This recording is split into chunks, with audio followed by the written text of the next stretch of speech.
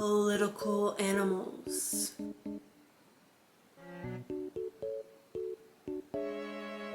That was my best seduction face.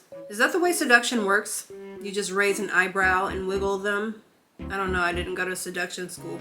Anyway, we are gathered here today to talk about an ideology that was so dope. It's basically still shaping Western political tradition. An ideology that allowed for members of the middle class to pull themselves out from beneath the clutches of monarchs, rulers, aristocrats. We're going to talk about liberalism, and mainly why some liberals choose to put this ideology on the blue ticket versus the red one. Why some liberals absolutely choose to express this ideology on the rhino vehicle versus the ass.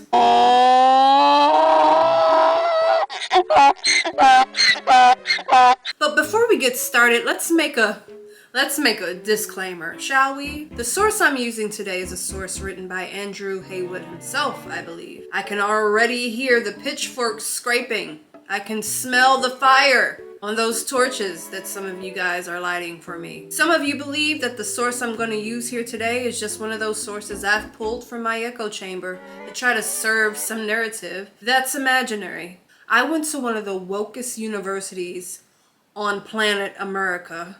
And what I have here in my possession is an encyclopedia on ideologies.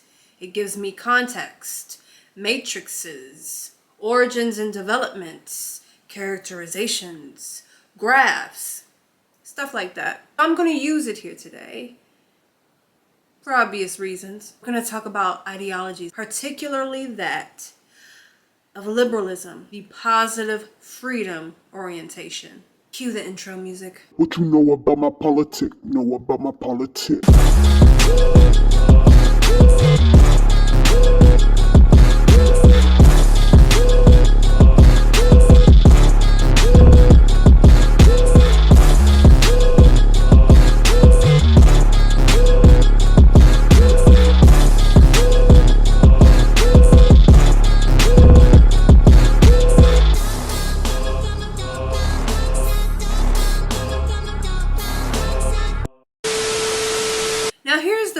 About liberalism, if I'm honest, I just feel like not too many people know that liberalism is regarded as a meta ideology. A meta ideology is basically a body of rules that lays down the grounds on which political and ideological debate can take place.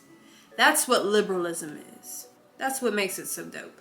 Although that doesn't mean that I can't say that sometimes when I meet a person who happens to share my melanin count, who happens to be descended from slaves, when they announce themselves as liberal, I do find myself suppressing my inner Kanye West. I have so many questions for them.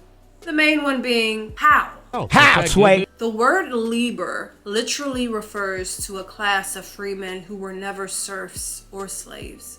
Just putting that out there for people who are descended from slavery and they're walking around saying, I'm a liberal. You might be, but we got some questions. You ain't got the answers, man. You ain't got the answers. The word liberal is used today to describe more than a political allegiance. You might hear it used to describe a person who's, I don't know, generous. A person who's more open-minded than closed-minded. The truth is, liberalism started to denote political allegiance as early as the 19th century, so that places us around 1800 to 1899. We can't talk about this ideology without giving it its credit. Liberalism has some attractive themes. We're talking about commitment to the individual. We're talking about an ideology that believes that people should have equal legal and political rights. This is an ideology that believes that societies are organized around twin principles: constitutionalism and consent to protect citizens from governmental tyranny. And there's also this theme that pretty much says that all humans are endowed with reason. I don't know about that one. Sounds pretty nice, but I don't know if I would agree with that. That's because I happen to live in 2022, and it's starting to feel like some people inductively reason, some people deductively reason, and some people don't reason at all. I didn't say that, did I? Liberalism can be traced back to early agricultural societies, when people were forced to find ways to coexist, to trade with one another, to negotiate with one another. Why? Because nobody wanted the government to do it for them. Liberalism as a developed idea was a product of the breakdown of feudalism in Europe, where capitalist societies were born. It was intended to reflect the aspirations of the middle class, whose interests conflicted with monarchs and aristocrats. Revolutionists who fought for liberalism were seen as radical because of the ways they threatened to bring about change, the means they wanted to use to achieve their ends. Yeah, I can see that happening. Anytime you go against the grain, you're the radical, and you happen to wear that hat, you walk around flexing like you know you big stuff, you a revolutionist out here, doing big things, being all insurrection-like. You know that was true, right? If you were an early liberal and you went around challenging the divine right, challenging monarchs, you would have been called an insurrectionist. And that probably would have been a badge of honor. Oh my, how things have changed. Here's my favorite thing about liberals, the earliest ones. Early liberals challenged the absolute power of monarchy. The divine right of kings. Divine right is basically a doctrine that says that earthly rulers are chosen by God and thus willed unchallengeable. Am I pronouncing that right? The divine right is the doctrine that earthly rulers are chosen by God and thus willed unchallengeable authority. Divine right is a defense for monarchical absolutism. In place of absolutism, liberals wanted a constitution, and in later years a government that was representative, so to speak. A constitution allowed for early liberals to challenge the privileges, both economic and political, of aristocrats. So we know now that early liberals, they did a lot of footwork. But here's the thing about it, though. Early liberals challenged the unfairness of a feudal system that made it so that a person's social status was afforded to them by birth, or even greater, the accident of birth, which is, can you imagine a man in a white wig telling a ruler that they don't give a damn about their authority? That is so mean. You're pretty much saying, dude, get out of here. What you out here ruling? You a ruler? You a king? You a queen? Why? Because someone accidentally birthed you? It almost sounds like they're coming for your humanity. No matter how you slice that pie, it's pretty tart. That's all I'm saying. And this is why early liberals were lit. They were out here not giving a damn. So yes, folks, this is why the 19th century is coined as the liberal century. That window between 1800 and 1899, that's when you had something called industrial capitalism come into the picture. Industrialism swept through the West and liberal ideas did triumph. But here's what's so great about it. This was a place and time where you saw markets free themselves from government interference. You saw businesses allowed to pursue profit as they saw the means to pursue them. And there was encouragement to trade freely. You didn't need a middleman in between your trading. You didn't need a middleman in between your, exchange of negotiation. You saw the birth of capitalism in North America, Europe, Western Europe, and more gradually Eastern Europe. The 20th century and onwards, it may have tried to catch on in places like Africa, Asia, Latin America. And then everything came to a crashing halt. This is the part where the movie gets good, y'all. It takes a right turn. A turn you least expected. We saw industrial capitalism become the economic system that brought the middle class from their knees onto their feet. It gave them independence, right? But then you had something called like a faction. You had a faction of liberalism, and they pretty much called industrial capitalism into the principal's office. Why? Because they cared about liberty, but they cared more about community versus individual. Capitalism was called into the principal's office by the kind of liberal who just, I don't know how to say this, cover your ears if you're sensitive to this word I'm about to use right here. But yeah, some liberals wanted fertile soil to grow socialism. Some liberals didn't appreciate that the individual was coming before the community. So who were those liberals? Do they have a name? Before we give it a name, let's try to rediscuss that whole F word I dropped not too long ago. That word faction. There were factions to liberalism, folks. And this is important to realize just because it's going to explain a whole lot. If you have a question about what kind of liberal dared to call industrial capitalism into the principal's office, you gotta bring the science back into the mix. You gotta bring the science into this politic right here. Early liberals didn't just disagree on what liberty meant. They disagreed on how it can even be attained. So if you have a question about what kind of liberal had beef with industrial capitalism, let's start there. The kind of liberal that had beef with industrial capitalism was the positive freedom orientation. The liberal that was pro positive freedom. And what do I mean by that? Positive freedom and negative freedom means so much within the liberal sphere. I want to ask you a question right now. Before I walk you through the definitions of what these two important terms mean, ask yourselves, are you pro positive freedom or pro negative freedom? I have a feeling that most people would just side with the pro positive freedom just because it sounds like you have more of a positive attitude towards freedom as a concept. And you'd be so wrong for thinking that.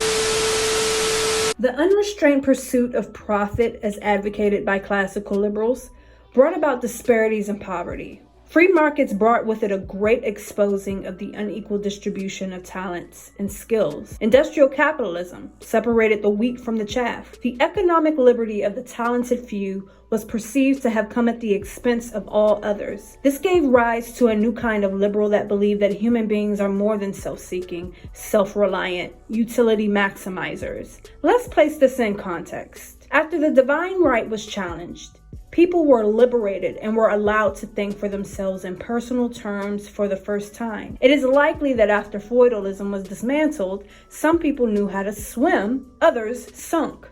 Naturally, the ones that sunk cried, "Injustice!" These liberals wanted social responsibility to rank above individual responsibility. And we saw arguments arise that the poor classes and underserved classes deserved freedom, liberty, but it can only be attained if there was an enabling state. The poor classes argued that they too could reach their fullest potential if only the playing field was leveled.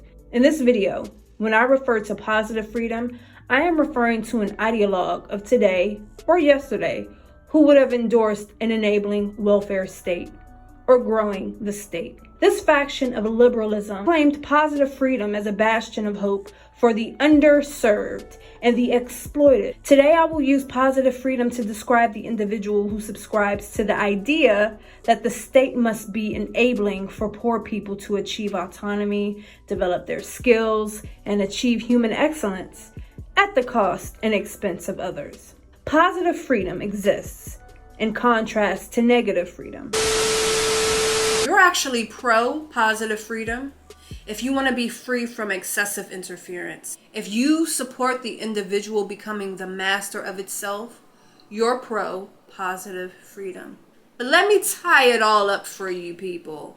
Wrap it in a pretty little knot, okay? Positive freedom orientations do something that is really quite unique and special, for lack of a better word. If you're for positive freedom, then it ultimately means that you want to grow the state in order to be left alone.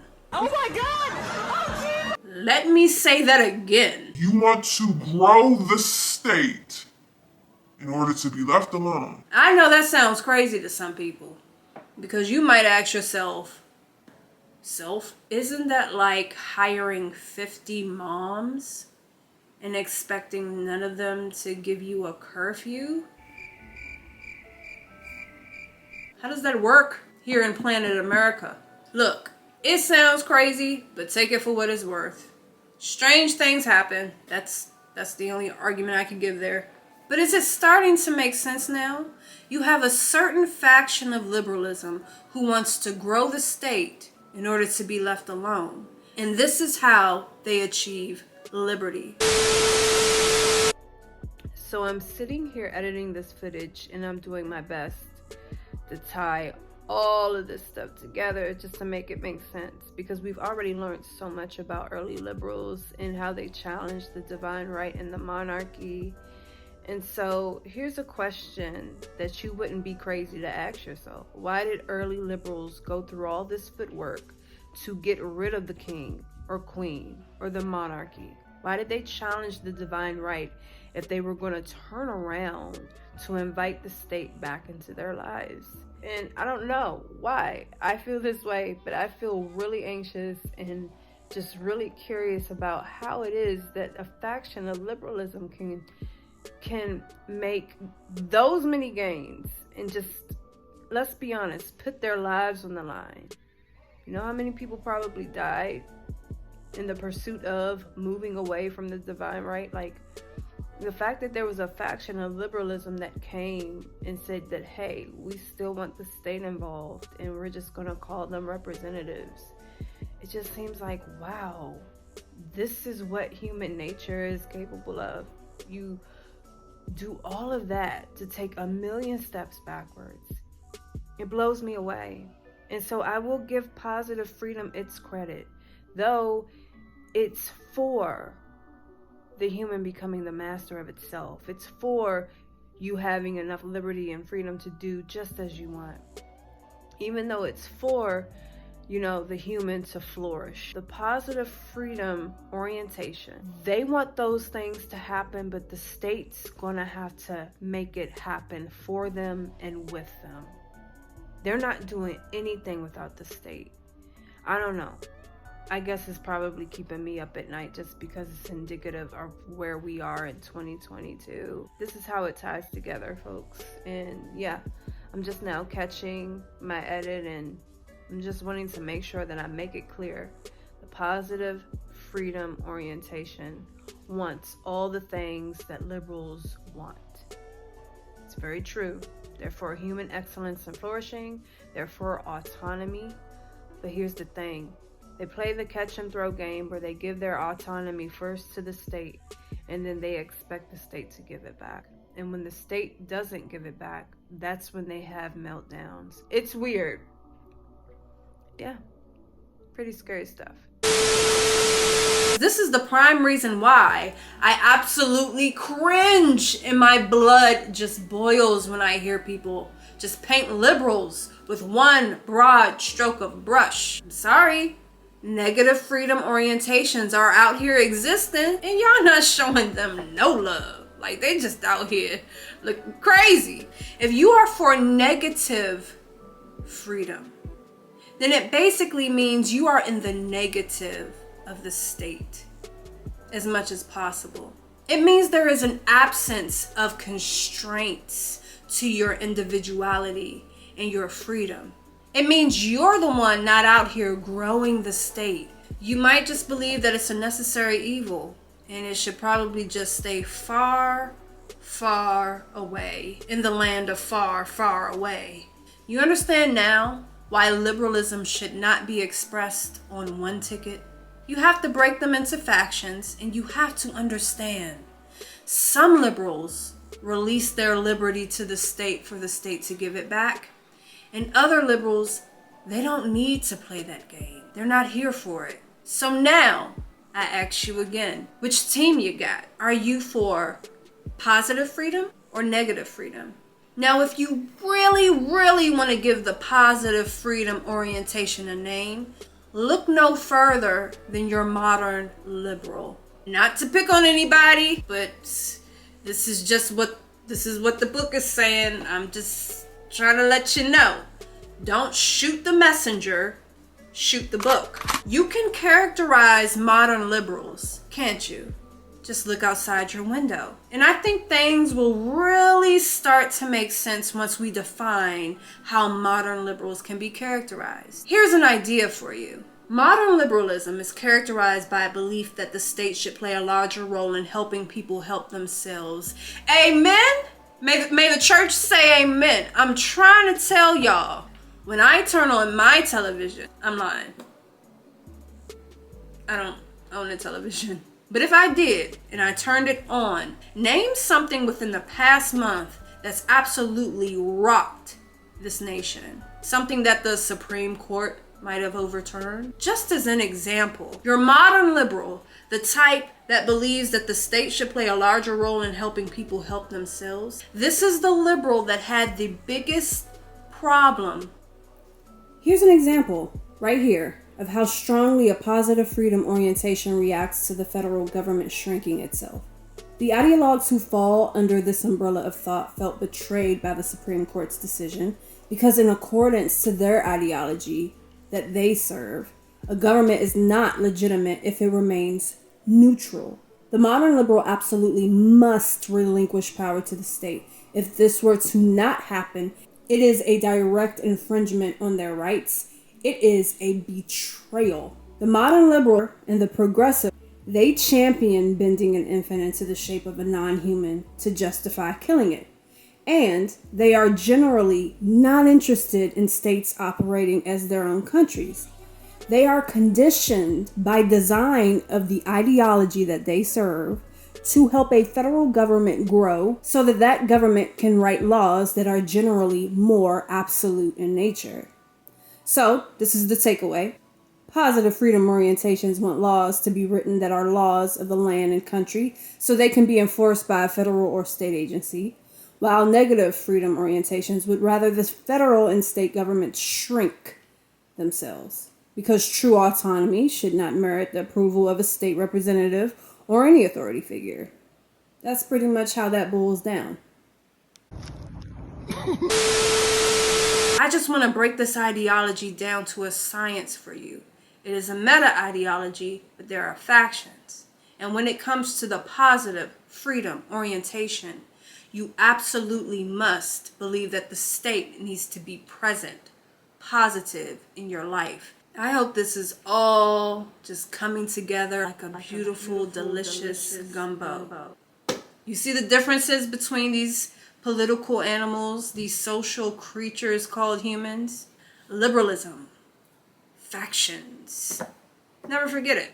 In the spirit of exercise, this is where I ask everyone to take a journey with me.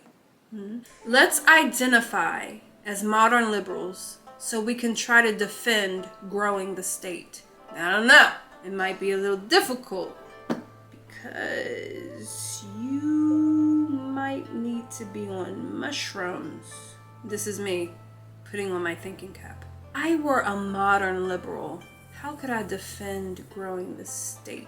If I were for positive freedom, why would I masticize government? All right. I think I got it. I think I'm on to something. If I consider that early liberal thinkers were influenced by the belief of universal reason, if I consider that early liberals wanted to champion human flourishing and excellence, human autonomy, then liberalism as an ideology was considered to be morally neutral. That means that it afforded the priority to the right versus the good. In English, this means that liberalism strived to establish the conditions in which people can pursue a good life as each person defines it.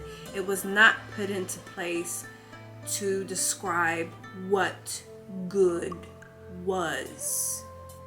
Now, this is me trying to be objective. I'm gonna burrow myself into a modern liberal's brain to lay eggs so I can understand their slant. If I'm a modern liberal, I can only defend growing the state if I come to terms first and foremost with society.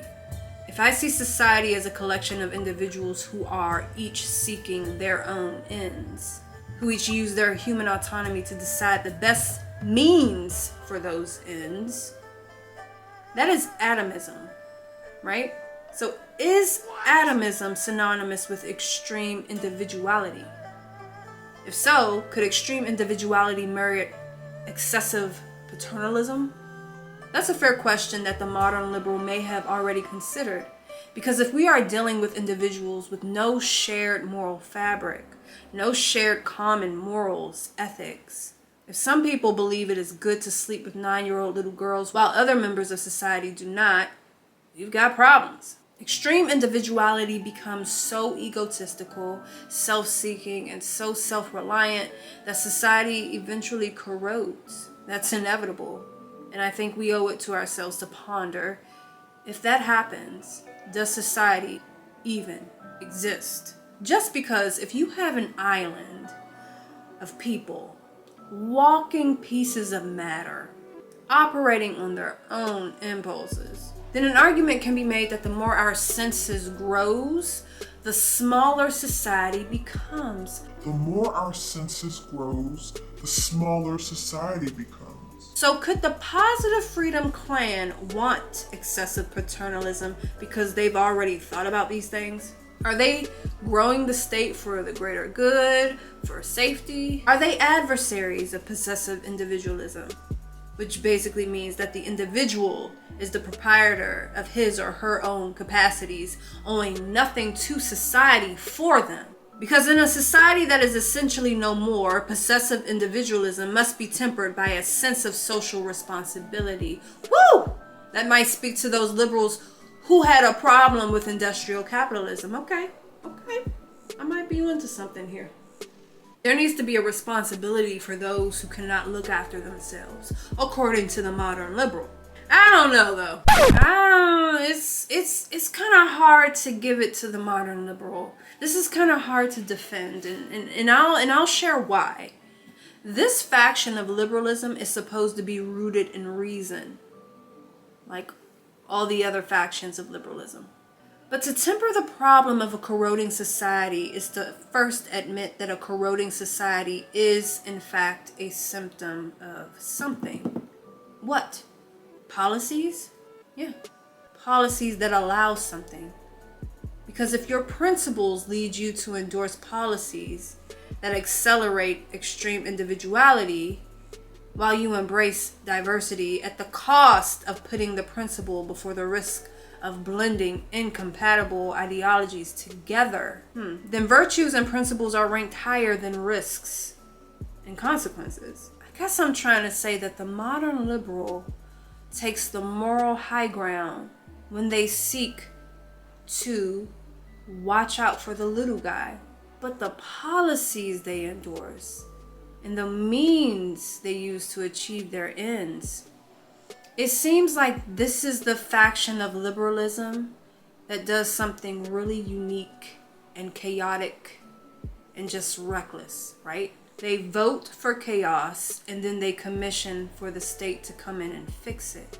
The positive freedom orientation, like the modern liberal, they create the problem of a corroding society, you know, and that's a symptom of blended ideologies that are incompatible. But then, like, the consequences, society is no more. Again, the more you grow the census, the more society shrinks.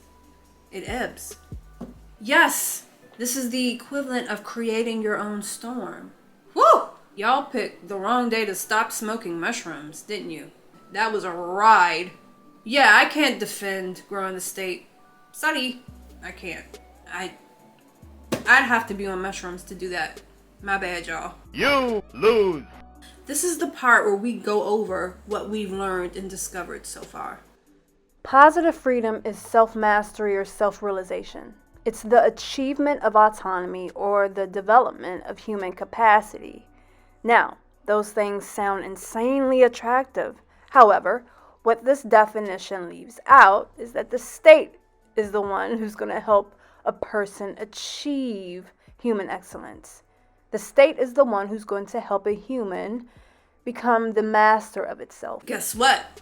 Though these factions are different, they use different means to achieve liberty, and they really can't even seem to agree on how liberty should be defined. Even though those things are the case, all liberals, they are champions of 5 tenets. They all believe in tolerance, reason, freedom, justice, and individualism. So there you have it, a foundational preview of liberalism as an ideology. We've gotten a step closer to discovering why some liberals take the blue pill and others the red. We're not finished yet. Next, we'll get to discover how the modern liberal expresses those 5 tenets. And we're going to see how far they've deviated from earlier modern liberals. We're going to find out why positive freedom ideologies are the only ones peddled in universities. Ideologies like progressivism and modern liberalism. Until next time, y'all, and remember, when it comes to ideologies and how incompatible they are, I've got a motto. Want to hear it? United we fall, divided we stand. I think it's time for a secession. How about you? This is the part where the beat drops. What you know about my politics? Know about my politics.